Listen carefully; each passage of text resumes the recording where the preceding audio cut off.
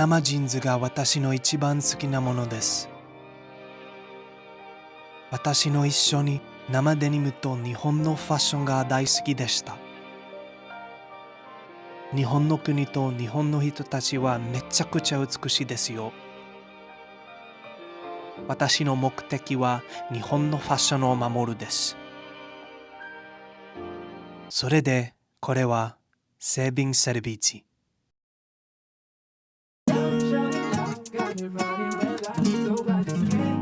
こんにちは皆様。僕の名前はアレハンドロ・ジョマルですよ。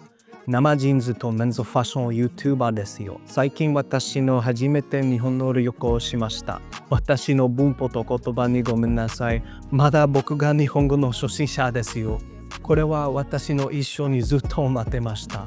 The title Saving Selvedge can be kind of misconstrued because it's not just about protecting the art of artisanally made Japanese raw selvage denim goods, but it's also about protecting the entirety of Japanese made fashion in general. And it's kind of bittersweet because while you can argue the fact that Japanese raw selvage denim right now is more popular than it's ever been, the demand is outweighing the supply. There are only about 1,000 mills left from what I understand in Japan that manufacture the entire supply, the world's supply of Japanese raw selvage denim. And what that incurs is there is now like essentially a 2-year wait list for brands who are newly entering this game to garner some of this fabric, and it's incredibly competitive. So with that, what's going to end up happening, I feel like a lot of brands are going to end up getting raw denim goods from other countries because a lot of other countries make raw denim goods. They might not necessarily be selvage or shuttle loom selvage, but there are going to be alternatives. And what happens when brands at a mass scale realizes that's what they can do? We've already started to see it happen with raw selvage denim, and we've already been seeing it for years with Japanese-made clothing in general, with the offshoring of goods and all of these different things coming into play. And not just that, but we're also seeing an aging population of artisans, dye houses, and just expert tailors and pattern makers who make these clothes. The younger population in Japan does not feel incentivized enough and just doesn't partake in continuing this generational talent. And that is going to end up becoming a lost art. And then eventually things are going to end up like America, where we lost everything. It doesn't matter how popular a style is, because you could argue the fact that American style right now is the most popular style in the world, but what happened to American made? Where is the American made? It's nowhere to be found. It's been gone for so long. What was once the great mecca of the garment district in New York City is now dwindled down to nothing. And that's something that's very personal to me. And this is something that I do not want to see happen to Japan. And I have been in the fashion industry for over 10 years now. And I know that things can change in the matter of weeks. Literally the ups, the downs, you can lose everything and you can gain everything in the matter of weeks. So what do? How do we help? That's the question. That's the real question, because I sometimes feel powerless. I don't really know how to help other than to spread awareness and continue doing YouTube and showcasing all of these wonderful Japanese brands and continuing the popularization and hopefully driving enough sales, which will hopefully incentivize the younger generation to take pride in their tradition, to take pride in their garment manufacturing. That, to me, is the most important thing. So that's why in this documentary, I took the trip over to Japan and I worked with so many brands and men's fashion icons, experts, artisans alike, from literally Tokyo all the way down to Okayama, and really wanted to showcase these brands in a new light and kind of help put them on that pedestal of something to be proud of. And hopefully the younger generation will realize that there is a demand for it, that there is pride in that, and that there is money to be made for you. So all in all, in this documentary, you'll notice that there are a lot of brands that we showcase, a lot of people that we interview, and most of all, showcase my love for raw selvage denim and Japanese made goods, and for a country that treated me like family while I was over there, and a country that fell in love with the Saving Selvedge project. This is the way that I feel like I can do my part, and I'm gonna do my part in any way that I can. Like I said, it's not just selvage denim that needs saving or protecting or however you want to view it, but what really needs saving is Japanese clothing manufacturing as a whole. So with that, guys, welcome to Saving Selvedge. 全部ありがとうございました。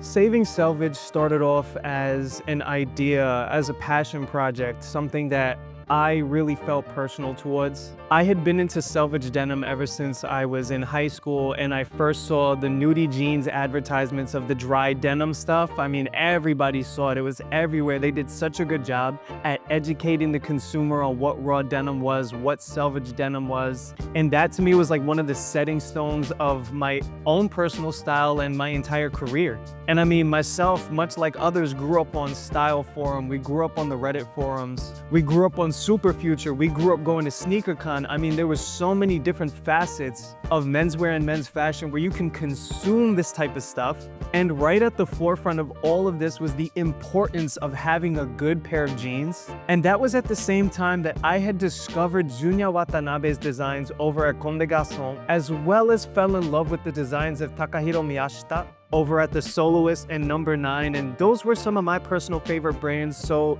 Japanese culture and Japanese fashion was at the forefront of my career. And if it wasn't for the Japanese culture, if it wasn't for those figureheads, I wouldn't be here today. I wouldn't be on fashion YouTube. I wouldn't be doing any of this. Saving Selvedge, the documentary, would not exist. And that is just so crazy to think about. The reason why the name of this, whatever you want to call it, documentary, self-shot video, whatever, the reason why it's called Saving Selvedge is because Japanese manufacturing and fabric construction, the textile industry, is in trouble. And not just in the raw denim jeans world, not just in selvage denim, but all over. From beginning to end, A to Z, I mean, there are so many crazy big conglomerate brands now that are outsourcing Japanese styles over to other countries for cheaper labor. And that is very reminiscent of what happened here in America. And I feel like for a long time, Japanese culture has kept American culture alive in ways that we never did.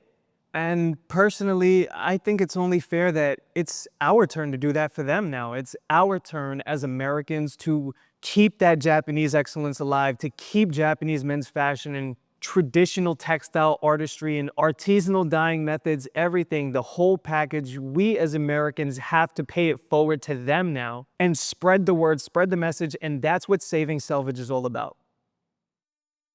When I first got to Japan, I definitely noticed just how well dressed everybody was, and it wasn't manufactured, it wasn't fake, and it wasn't attention seeking. When I arrived in Tokyo at Haneda Airport, I mean, it was almost immediate. And then later throughout the day, I ended up at one of the centers for menswear and men's fashion and heritage style goods at Ameyoko Plaza in the Ueno Koen shopping district. And essentially, this is, besides Harajuku, one of the most popular shopping centers for fashion in the entirety of Tokyo, Japan. And I had the pleasure of going, and there was so many different shops, different styles, different items, garments that you could get. It was like heaven. One of the first shops that I stumbled upon was an artisanal shop where they sold only Sukajan or souvenir jackets, much like what I'm wearing today, and it was called Freak Market. This was an insane experience, and thank you so much to Yuzi-san over there who allowed me to shoot in the shop and who was just so hospitable. These jackets were full of detail, full of character. A lot of these jackets were actually made in collaboration with Japanese artists to not only showcase their work, but also provide a new medium for art enthusiasts, fashion enthusiasts to kind of show off and strengthen that culture and that love for artistry and expression. And that's something that really spoke to me. And Freak Market definitely was one of the best first steps that I could have ever taken into the Japanese men's fashion scene, especially since I myself am such a Sukajan fan, and we're definitely gonna get to Sukajan later, which is another garment that is a testament to the love and the collaboration of Japanese and American traditional excellence coming together. But after I visited Freak Market and walked around the Ueno shopping district, I stumbled upon quite a few different heritage style shops, much like the Ameyoko Plaza, which is a shop that is very famous even to American fashion enthusiasts because it's full of military inspired heritage wear, utility style garments, things that really work, that are hard wearing, that are durable. I always love to say things that have so many pockets of storage space, which is something that's really important to me. I love that. And Amayoko Plaza has insane heritage style brands that you really can't find here usually in the United States. I mean, you can in some places, but it's a little difficult for the everyday person if you're not looking for it. One of which being FOB Factory, which they were promoting a lot over there. And I love FOB Factory because you could definitely tell the American heritage style influences there. FOB Factory definitely was one of those brands that spoke out to me while I was in Japan. The influence is clear. And I mean, it just goes to show that the brands of Japan, these repro brands, so to speak, I mean, these are the brands that are keeping American style alive. And they're not looking to make anything cheaper. They're not looking to increase the profit margin. They're just looking to make good clothes that we can all appreciate, that can last for years and years to come, and just showcase what is available in luxury menswear. And that's the way, honestly, that it should be. And that's, again, one of the reasons why I wanted to make Saving Selvedge, because more people should know about this stuff. Nobody goes to these places and nobody markets them. They don't have that much of a presence in the American community. I mean, let alone around the world.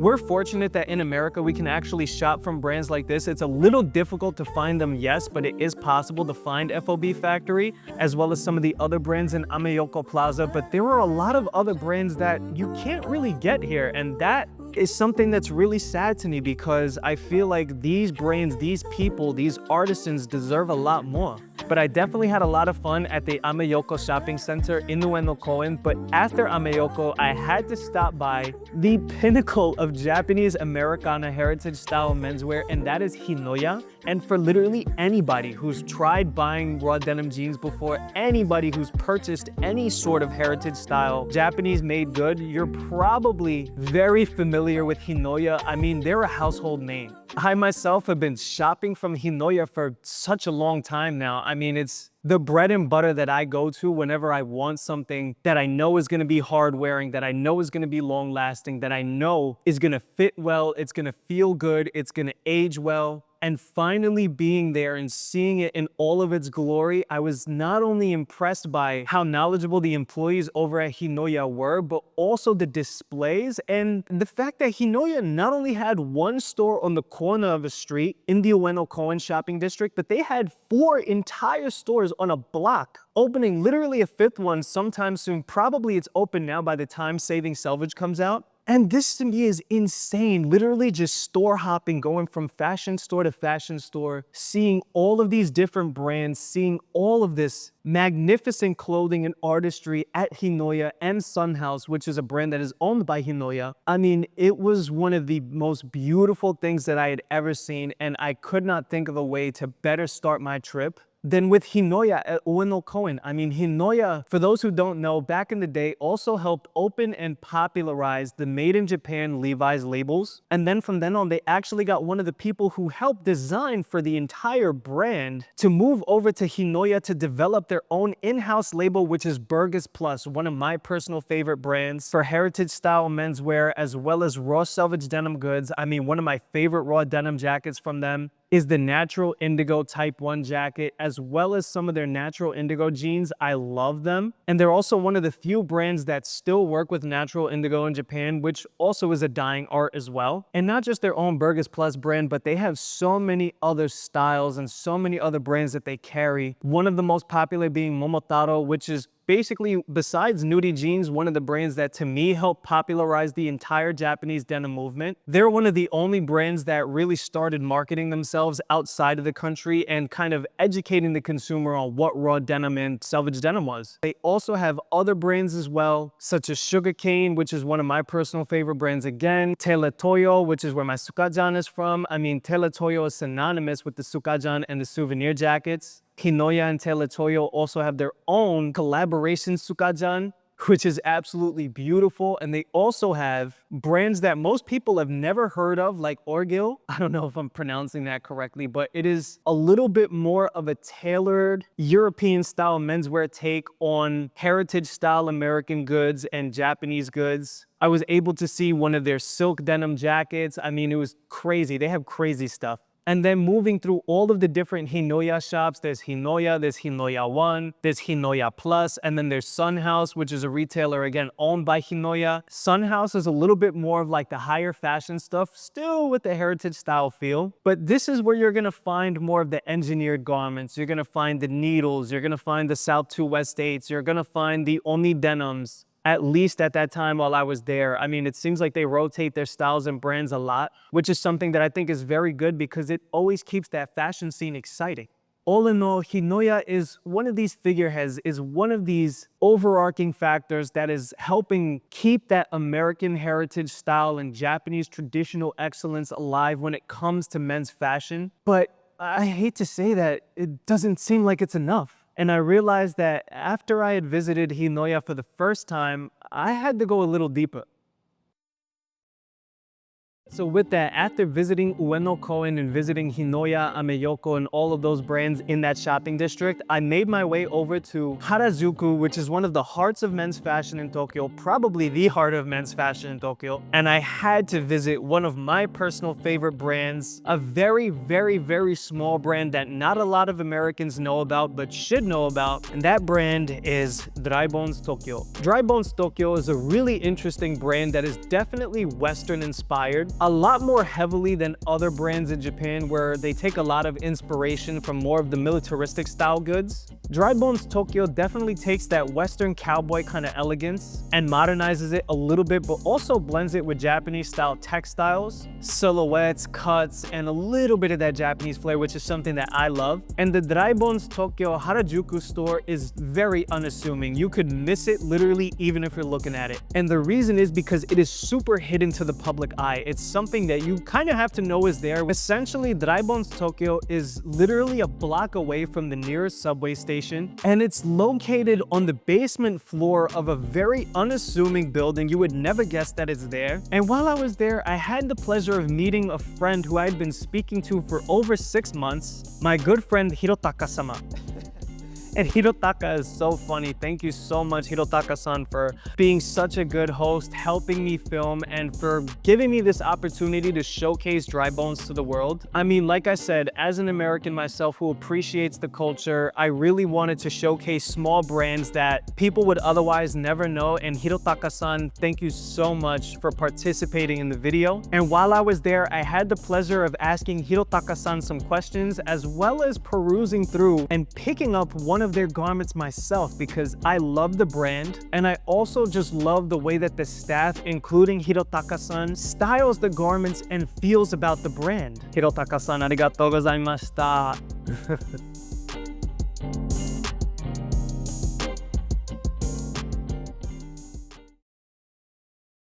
ドライボンズはいつオープンしましたか？ブランドは35年前に設立して、この東京のお店は28年前にオープンしました。なので1997年に東京店がオープンしました。かっこいい。あなたの好きなアイテムは何ですか？アイテムはデニムとレザージャケット。生ジーンズですか？生ジーンズ。かっこいい。かっこいいですよね。やっぱレザーもデニムも育っていくエイジングが楽しいです。それはあなたの一番好きなジーンズ？そう、これが一番好きなジーンズです。日本のファッションはどのように変化しましたか？どのように変化した？はい。どのように変化した？難しい？ちょっと難しい。どういうこと？昔と比べてか。やっぱりより多くの人がいろんなジャンルの服を着るようになったかなと思います。いい質問です。Hirotaka-san, ありがとうございました。After having had the pleasure of visiting Dry Bones Japan in Harajuku, as well as other stores that unfortunately I wasn't able to film in, always make sure you ask before you take pictures or film in any store you go to in Japan. But after I had left Tokyo, I finally made my way down to Dobuita Street in Yokosuka, which is one of the most important locations when it comes to Japanese and American style fashion that literally almost nobody knows about, even Japanese men's fashion enthusiasts. And I also had the pleasure of visiting some of my favorite people in the world, some of my good friends Bezad and Lisa over at Wandalupa. Did a video with them recently on the YouTube. Definitely make sure to go check that out. But this was all of our first times visiting Dobuita Street, which is the birthplace of the Sukajan, or the souvenir jacket. Essentially, the souvenir jacket is a jacket, or rather a style, that is not necessarily exclusive to jackets. I mean, they also had pillows, they also had shirts, blankets, quilts, and such. And essentially what it was an idea where a lot of soldiers after World War II that were occupying Yokosuka would take Japanese-style textiles. Primarily, it was silk at the time, I believe, and even velvets. I mean, there was a lot of different type of textiles that they would use, but they would bring it to Japanese tailors to embroider these incredible designs, these incredible hand-done stitches in colorful motifs that basically these soldiers would either bring back home or they would send over to their family as a gift or a souvenir, hence the name the souvenir jacket or the souvenir shirt or the souvenir pillow. And basically it all happened in Dobuita, which is the street where the Sukajan and this kind of idea was born. This embroidery, this hand-done, super delicate kind of garment came together and became popular amongst Japanese high schoolers as well as eventually the Yakuza. So believe it or not, this jacket was banned, I believe, in certain places in Japan in the 80s, if I'm not mistaken. And essentially we were able to tour Dobuita Street and see exactly where it all happened. They have a nice tour guide who was able to point us in the right direction to find my Sukajan, which is something that I wanted to do. I wanted to purchase my first Sukajan in the place where the Sukajan was born. And this street is lined with quite a few men's fashion and Sukajan stores, but all three of us when we went were disappointed to see that, much like the rest of Japanese fashion and Japanese manufacturing, a lot of these stores were closed down. A lot of these stores no longer sold garments, they were empty. And this is another thing that is very personal to me because this is literally a testament to our two cultures coming together, and the both of us are just letting it die. And it's sad because it's just something so beautiful that the both of us came together to make, and it's something that I personally can't let die. And while this documentary is called Saving Selvedge, it's not necessarily exclusive to raw denim, but Japanese fashion as a whole.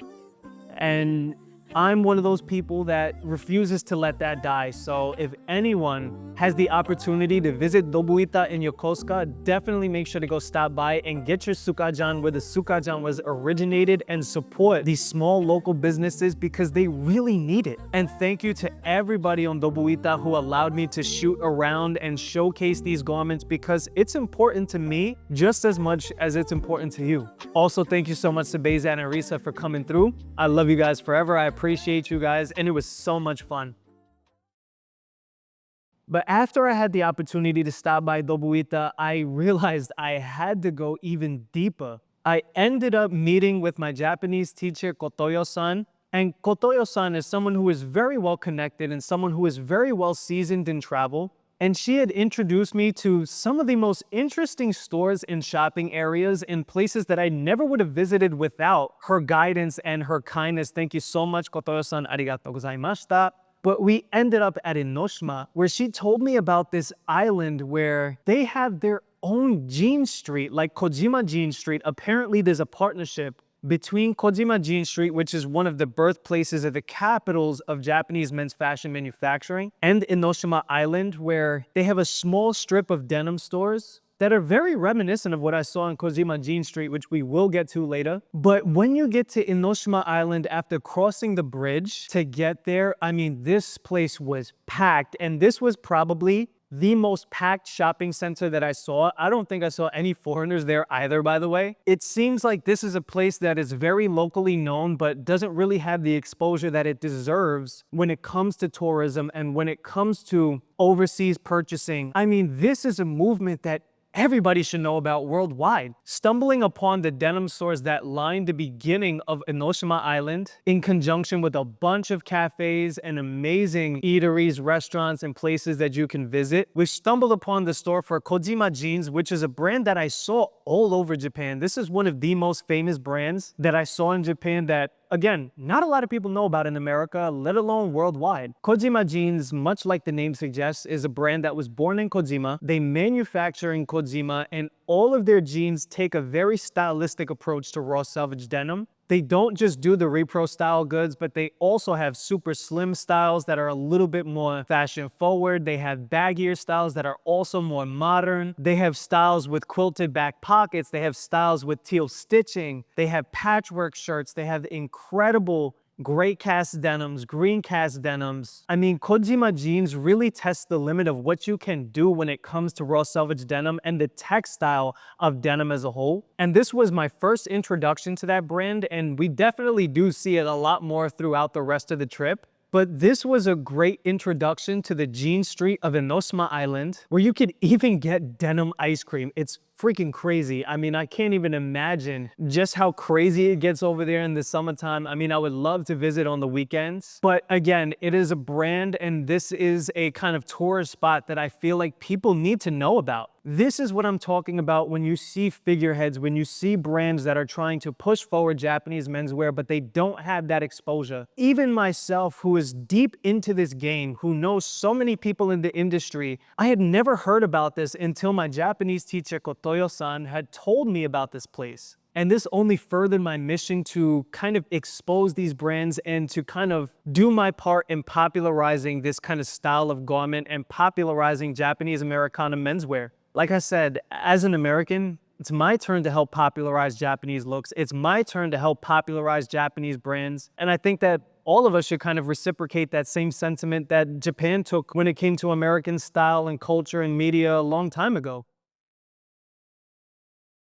But after spending a couple of days in Kamakura and Enoshima Island, I ended up going to the birthplace of one of the most iconic fashion groups, not just in Japanese men's fashion, but it is widely known around the world, the Japanese Osaka 5 of raw selvage denim. The Japanese Osaka 5 are 5 brands that started the entire movement of raw denim back in the 80s and the 90s and gave way for brands like Nudie and gave way for brands in that kind of category to help make it worldwide. Now, granted, I was only in Osaka for one day, and Osaka felt just like New York. I have to say, the grid style street systems, the way that people were so straightforward yet still polite over in Osaka. The food was absolutely incredible. Osaka was a beautiful place. And due to the fact that I was only there for a day, I visited a lot of different stores, as many as I can. Most of them said I could not shoot in their stores, which is unfortunate because, you know, I am on the mission to kind of help popularize these brands. But one store in particular was very adamant about letting me shoot and film in the store, and it is a brand that many of us denim heads are very familiar with. Big thank you to Studio D'Artisan, which is essentially the first brand of the Osaka 5, which started in the 80s. And this is the brand that began manufacturing Japanese style denim, not just American style repro denim, but Japanese denim with a real Japanese kind of look. And that to me is so special. Visiting the Studio D'Artisan store, the first of the Osaka 5 in Osaka, I mean, I got to see the entire collection in its glory. Big thank you to the gentleman who was working there who helped me. I don't think he wants to be named on the video, so I'm not going to name him by name, but he was very kind. He actually is also starting his own brand pretty soon with his own jeans, so hopefully I'll be able to put that in the credits of the video. But Studio D'Artisan is one of the highest quality Japanese denim makers in the entire world. They make everything from natural indigo denim to super heavy, super slubby denim to even Sukajan to high quality natural indigo denim shirts, one of which I actually purchased while I was there to help support this brand. And I mean, for anybody who's going to visit Japan, if you can make it to Osaka, definitely go to Studio D'Artisan, because this is definitely a treat, and it is a brand whose garments are going to last you a long, long time.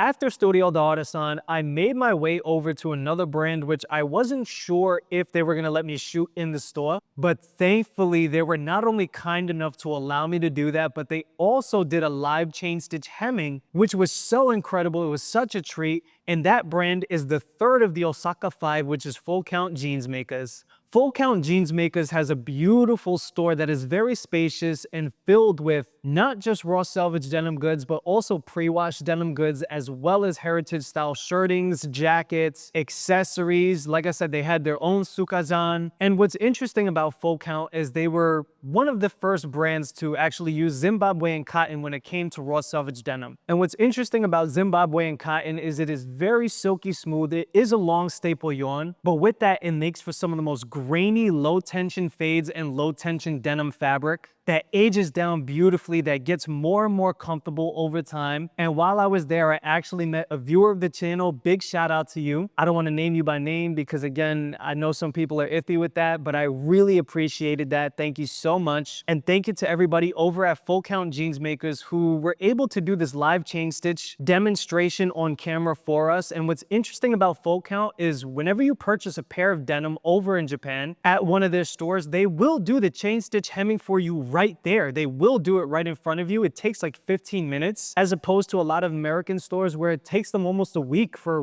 whatever reason. But visiting Studio D'Artisan and Full Count was such a treat, especially in the birthplace of the Osaka 5. I mean, I couldn't have been more happy. Definitely stop by Osaka if you can, if you're in the market for high quality Japanese menswear.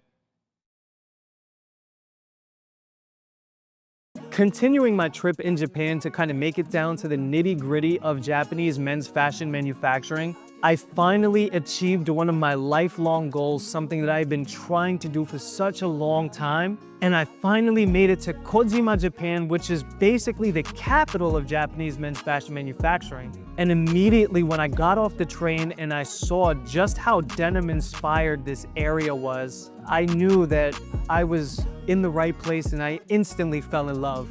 From the giant denim jean right in the metro station to all of the hanging pairs of denim right outside the metro station, and all the way down to finally making it to Kojima Jeans Street after I had been lost in Okayama for like an hour.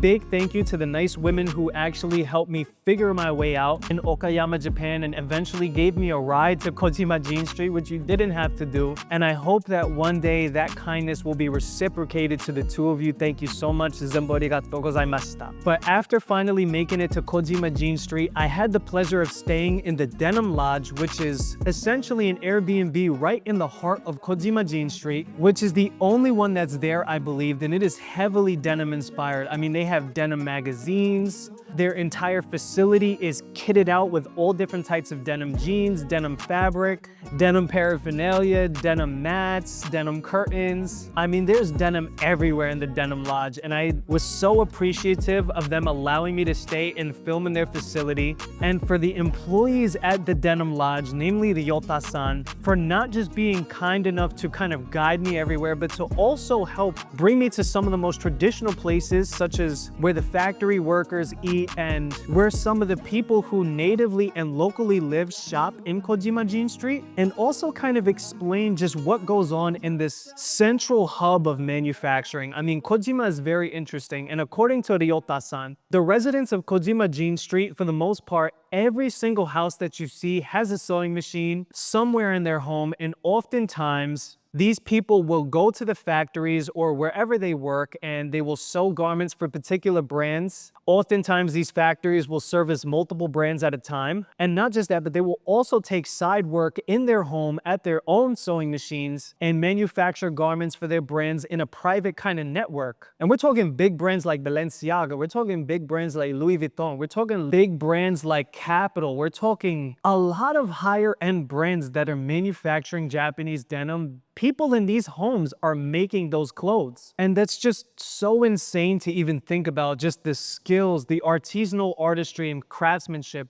that lives in Kojima, that breathes in Kojima. And literally almost nobody knows about it. There's no shine given to any of these artisans. There's no shine given to these people And they're also not well compensated. And I mean, for these huge brands to charge so much for their garments, to charge so much, I mean, and they don't pay their employees nearly as much as they should, it's something that breaks my heart. And not just that, but what I found on Kojima Jeans Street is that it's not as popular as I thought it would be. Kojima Jeans Street, for the most part, closes at about 6 o'clock, which is very early on in the day. And it wasn't nearly as packed as I thought it would be. I thought it would be like how Enoshima looked, but it seemed to be very empty and a lot emptier than I found to be comfortable with.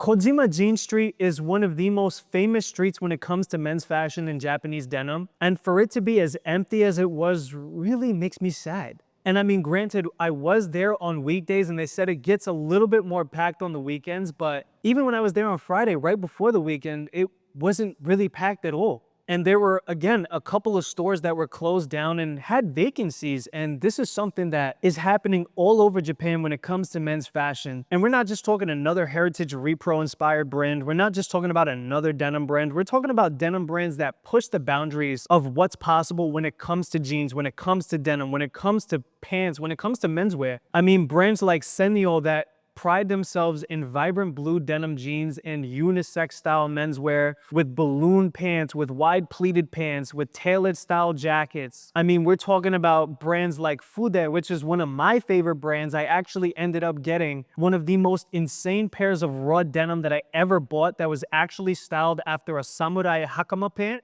in a lightweight raw selvage denim, which is something that you would never see from other brands at all. And this is just one of the few garments that showcases that artisanal mastery when it comes to the brands that are present on Kojima Jeans Street. I mean, I can't believe that more people don't know about these brands. And I can't believe that brands like Fude aren't even available in America. As much as I have tried to purchase from them, I have not been able to find a way to get another garment from this brand. I really wish that more people knew about brands like Senyo, that more people knew about brands like Fude, that more people knew about brands like Blue Sakura, that more people knew about brands like OMOTO Denim. I mean, these are brands that really should have a lot more shine than they do, which is why I took the liberty to go around Kojima Jeans Street and kind of ask a couple of questions and showcase some of my personal favorite brands, at least the brands that allowed me to kind of shoot in their facilities, namely Big John, which is one of the brands that essentially started manufacturing in Japan for raw denim. I believe they were the first. And Big John is one of those brands that kind of spearheads Kojima Jeans Street. They have a huge store, a huge facility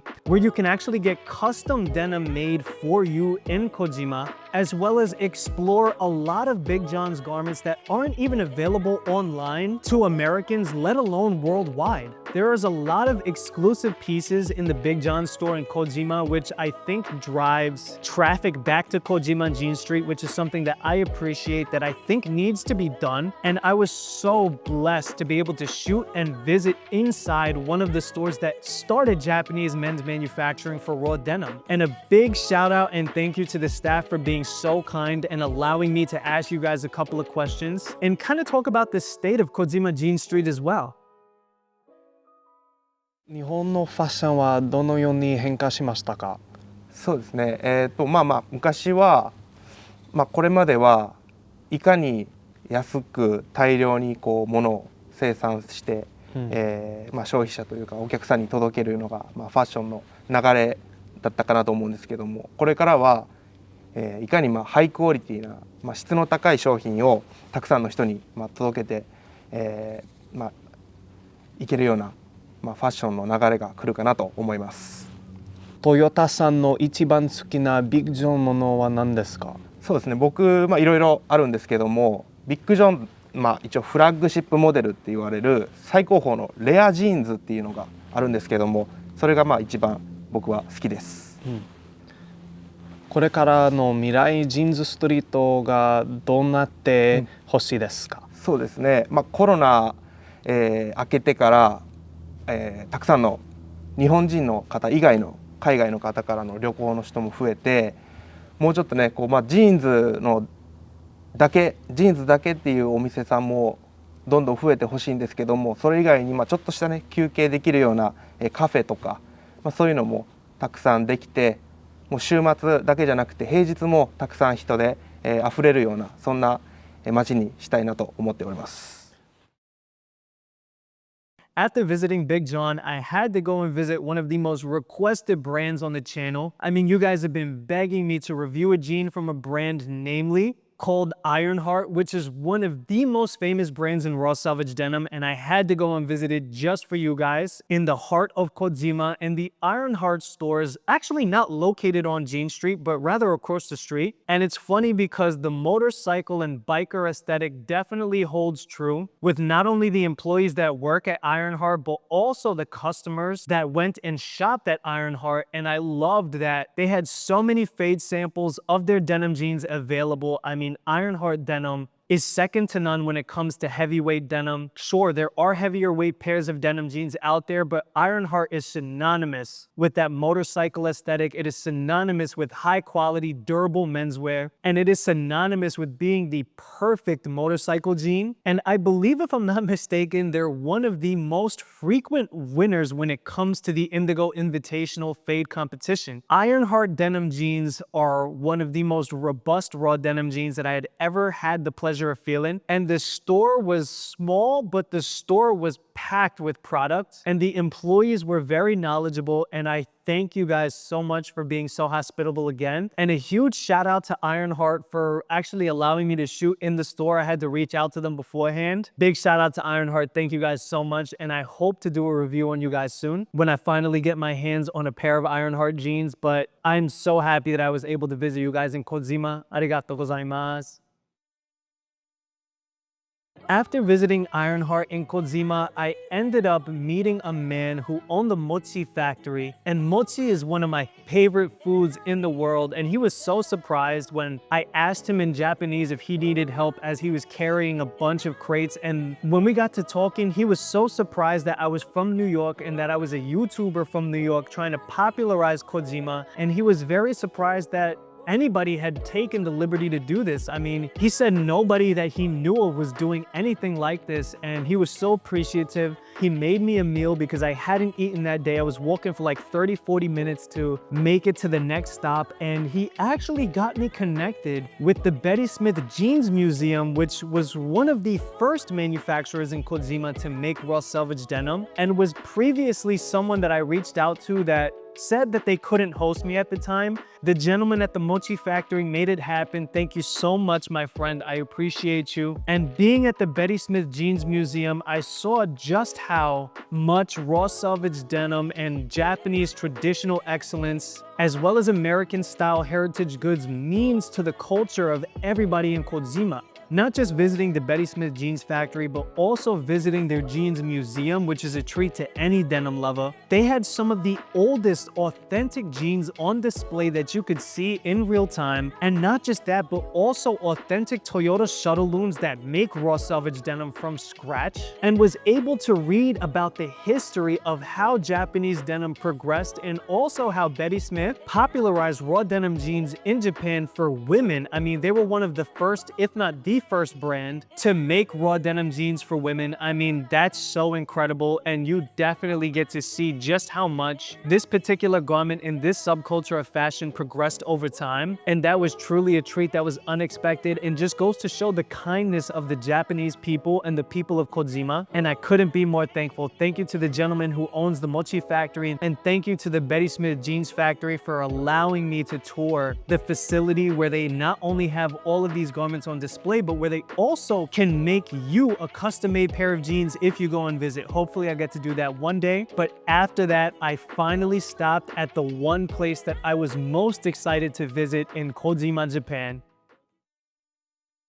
The idea of the Saving Selvedge documentary first began when I was speaking to Ryo-san over at TCB Jeans. And TCB Jeans is one of the few brands and one of the few groups of people that are helping keep Japanese manufacturing alive. If not, I think they are the biggest player when it comes to keeping that excellence alive, to keeping Japanese manufacturing and fair wages for their workers alive. And I just want to give a big thank you and a huge shout out to Ryo and Hajime-san over at TCB Jeans for hosting me and allowing me to loiter around your factory for an entire day and showcase exactly exactly what it means to be a Japanese manufacturer in Kojima, Japan.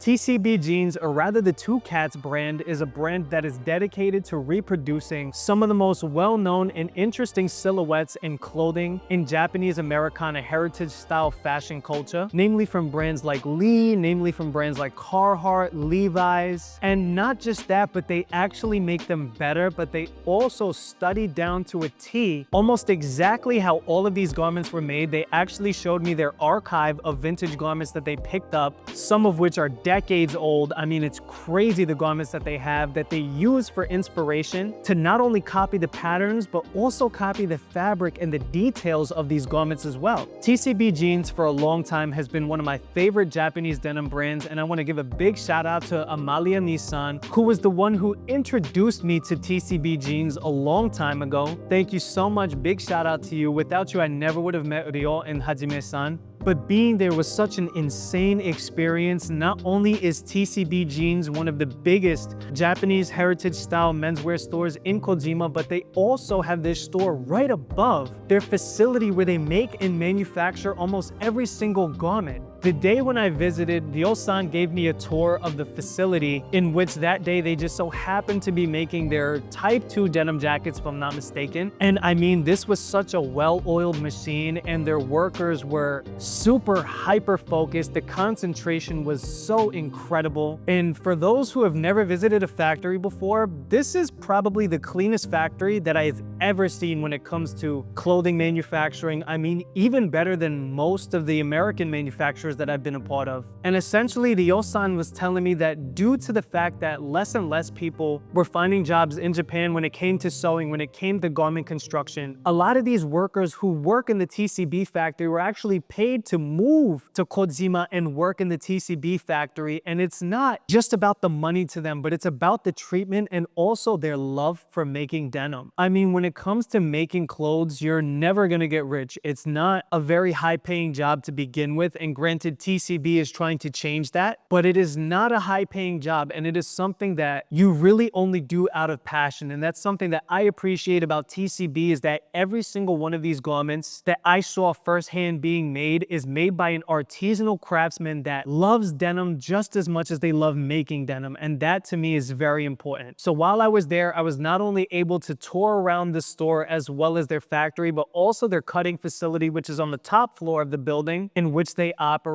and I was able to get a peek at some of the new garments coming, as well as a bunch of clients' orders. I mean, it was crazy just how well of an oiled machine this was. And I just want to thank Hajime and Ryo-san again for allowing me to ask you guys a couple of questions on camera and ask you some things about the state of Japanese men's fashion as a whole. なぜはじめさんは TCB を始めてですか？はい、ですね、ジーンズの仕事は一緒の仕事にしようと思ってたんですけど、やっぱりなかなか日本でのものづくりも難しくなってきてたんで、やっぱ会社を自分で作って工場を作らなければ作り続けることができないなと思いました。はじめさんの一番好きな TCB ものは何ですか？なんか時々ね、その質問を受けるんだけど、やっぱりその瞬間瞬間で新作をよく来たりするんですけど、やっぱり根っこはスタートの時に作った 50s って答えてます。日本のファッションはどのように変化しましたか？まあファッションっていう言い方をすると、もちろんね、東京があってすごい目まぐるしいスピードで流行が変わるっていうそのシーンがあるんだけど、僕らはねまた岡山にいて、その変わらないもの、どっちかというとそのちょっと道具の要素があるものを作ってるっていうところがあるんで、変わらないものを作ってるって感覚があります。その変わらないものをファッションが好きな人たちが時に取り込むのもいいなと思ってるし、変わらずギアとして使ってくれるっていうのも僕はすごいいいことだなと思ってます。はじめさんの猫がありますか？猫いますよ。猫TCB ってどういう意味ですかって言われて、最初はねテイキングケアオブビジネスっていう意味で工場をスタートしたんですけど、ブランドをするときに同じ名前でダブルミーニングでトゥーキャッツブランドっていう名前にしました。でそれ単純に猫が好きで、家に2匹猫がいたからそういう名前でスタートしました。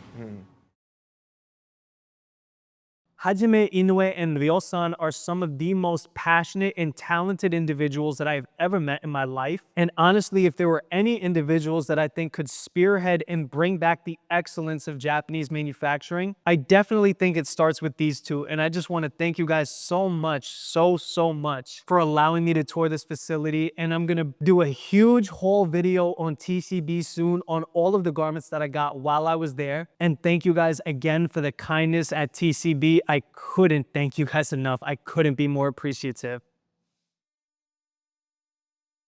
After visiting TCB, I visited a brand in Kojima that is one of the most interesting new brands that I've ever seen, that is also one of the brands that is starting to kind of branch themselves out to the American and foreign culture. And that brand is OMOTO Denim, and this is a brand that is more so about tranquility. It's a brand that's about serenity, and it's a brand that is dedicated to bringing luxury and a smooth, silky feel to raw selvage denim. And OMOTO Denim definitely has their own unique, distinct look. They don't necessarily follow a code from anybody, but they more so are about making a luxurious Japanese denim good that feels luxury, that feels good to wear, not just over time, but from the moment that you get it. I mean, I love their chore jackets. This is one of the most beautiful chore jackets that I had ever seen, as well as the beautiful, vibrant blue of the raw selvage denim. I particularly love their wider fits, but they also do have tapered fits as well. And this brand is available at some retailers in the US, if I'm not mistaken. And you can also visit their web shop online, but OMOTO Denim is probably the newest raw denim brand on Kojima Jeans Street. Their store is beautifully vibrant, it's serene, it's luxurious, and they have a nice garden on the outside of the store where you can relax and just kind of take in the environment. And that's what I love about OMOTO, is that it is definitely one of the most serene brands that I had ever seen in Japan. Big thank you to Kishimoto-san, who actually participated in the interview portion of this documentary, and his answers were quite inspiring, and I definitely can't wait to see OMOTO Denim grow into a huge brand. 日本のファッションはどのように変化しましたか？ちょっと前まではその分かりやすいものとか、ロゴが大きく入ったものっていうのが流行ってたかなと思うんですけど、最近になってくると、やっぱいいもの、長く着れるものとか、愛着持って着れるもの、シンプルなものっていうものが、どんどん求められてるなと感じてます。なんでOMOTOデニムでもそういったものを大事にしながら、商品作りをしていっています。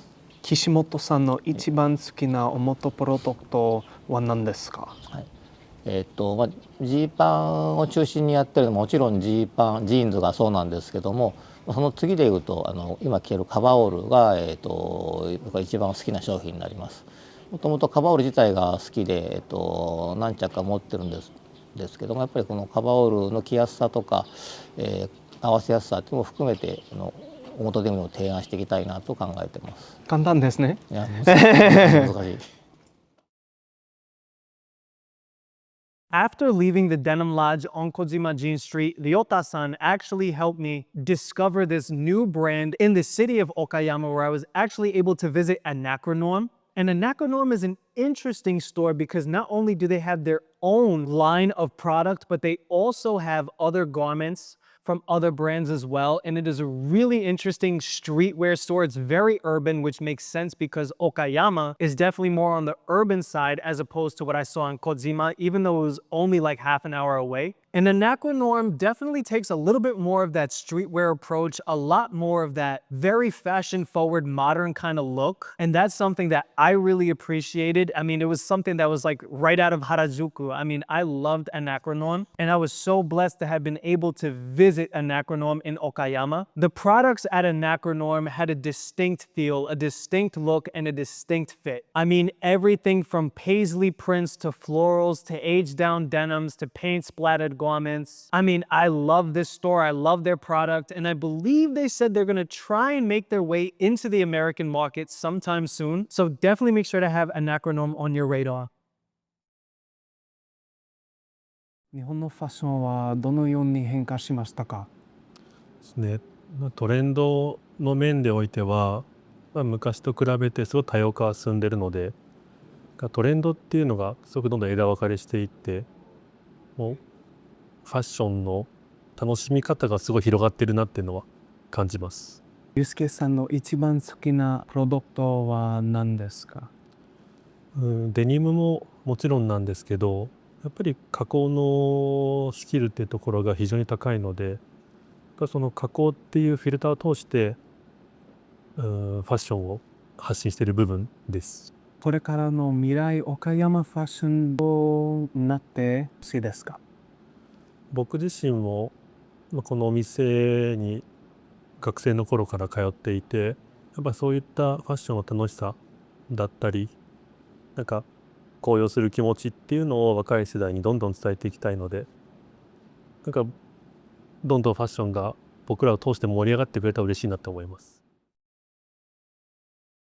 Leaving Okayama was a little bittersweet because I felt like I had so much work that was unfinished. I felt like I still had a mission to do when it came to exposing the brands of Raw Selvedge denim on Kojima Jeans Street, when it came to exposing the excellence of Japanese men's manufacturing. And I realized it was because the mission doesn't stop with me. The mission doesn't stop with Saving Selvedge. The mission continues on, and the mission will continue on with not just continuously pumping out the exposure for this particular genre of men's fashion, but also it continues with you guys. It continues with your support. It continues with popularizing these brands on your front, with spreading that knowledge, with appreciating this incredible area and sub-facet of men's fashion. So I think it's important that we maintain just how we consume and buy our clothes, and just keep note about where our garments are made and who's making them. All in all, after leaving Okayama, I went back to Tokyo and I had to stop back at Hinoya Japan and just one more time just solidify and top it off with one of the greatest when it comes to retailing Japanese men's fashion. And like I said, with all of these individuals and all of these groups, these figureheads like Hinoya, like TCB Jeans, like Kojima Jeans Street, like Enoshima Kojima Jeans Street. I mean, this was something that was very important to me. And I just want to give a huge shout out to Hinoya for hosting me when I came back to Tokyo, and for showing me around, taking me out, and for also keeping alive the name of Japanese menswear and Japanese men's fashion and American heritage style. Because as Americans, we're not doing ourselves justice on keeping that kind of look, that kind of style alive.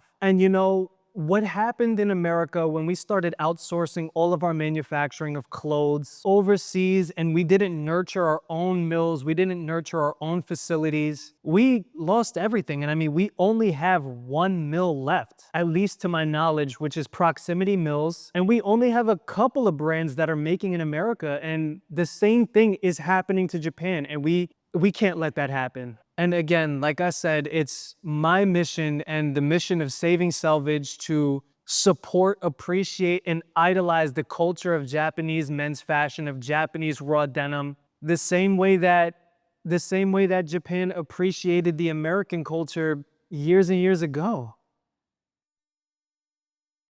The thing I reflect most on after having left Japan, it's not just the fashion, it's not just the food, it's not just the environment, it's not just the culture, but it's the people.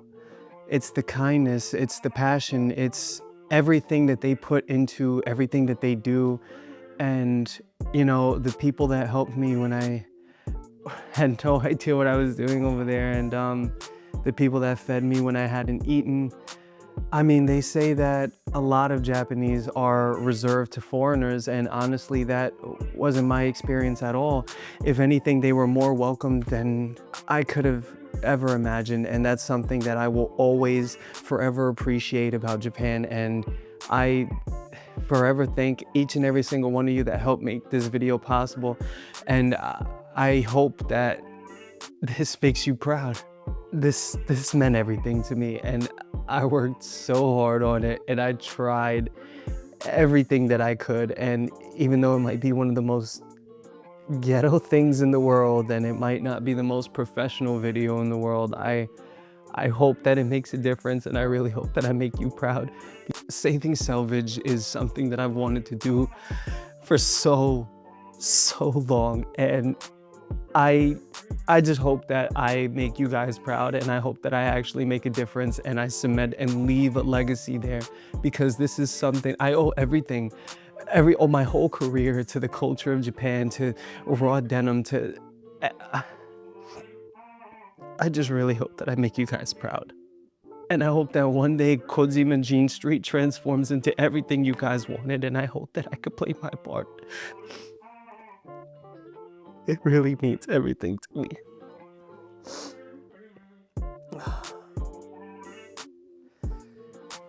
日本の人たち、全部ありがとうございました。